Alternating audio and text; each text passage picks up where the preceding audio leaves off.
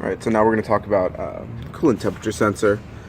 Most cars and trucks usually have a coolant temperature sensor, pretty much all do. Usually they're at the top. Mine's in the intake manifold, or it was, and I'm going to explain here in a second. If you take a look right down in here, we can kind of see where it used to be. Let's see here.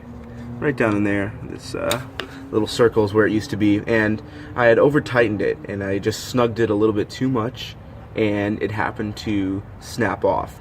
And you can try to get an easy out in there. The threads are brass, but usually you might just break it and it'll fall down inside the water jackets inside the block, and it's just a huge mess.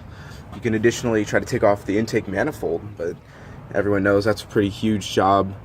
But the third option would be to actually reroute it. And so on either side, near the bottom of the block, right kind of by the oil pan, there's little pepcock valves for draining the coolant out if you want to drain all the coolant out. So as you can see down here, we have rerun the coolant temperature sensor. And so we got some wire, and we just cut off the little pigtail connector for the coolant temperature sensor, and we simply just extended the wire down. As you can see, it kind of runs down there, and then just crimped on the new pigtail. And we went to the auto parts store, or I guess it was Lowe's maybe, I can't really remember, but we just found some threads that would thread into the block and match those threads with the coolant temperature sensor threads.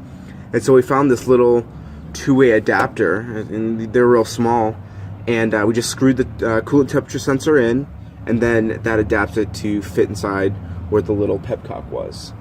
And after that, just extend the wires up, and they just crimp right to the old spot.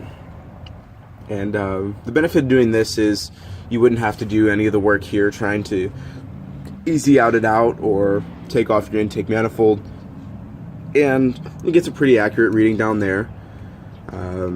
Yeah, I mean, it's pretty much no different than having it up top, but it's a lot easier way to go about doing this. And so if you look on both sides of your block, it'd probably be pretty hard to find here, but if you look on both sides, the engine has a little valve on both sides that can be opened, and it allows the coolant to be drained out, but it's a good spot to relocate your coolant temperature sensor if you have to.